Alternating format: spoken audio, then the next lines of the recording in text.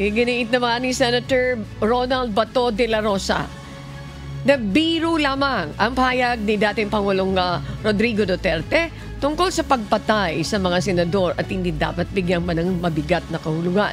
Sa isang panayam, sinabi ni De La Rosa na matagal na niyang kilala ang dating Pangulo sa ganitong klaseng pagsasalita at malinaw na nagpapatawa lamang ito. Samantala nagpahayag naman ng pagkabahala si Pangulong Ferdinand Marcos Jr. sa paggamit ng paraang may kaugnayan sa karahasan bilang kasangkapan sa politika. Narinig lang natin nung isang araw. Walang daw pag-asa. Siguro, kanina wala silang pag-asa. Kaya papatay na lang sila ng 15 na senador. Ay talaga, isbagay.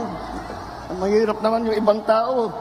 Ang iniisip lang nila, ang kaisa-isang solusyon sa lahat ng problema ay pumatay pa ng Pilipino. Nakakapagtaka kung bakit ganun.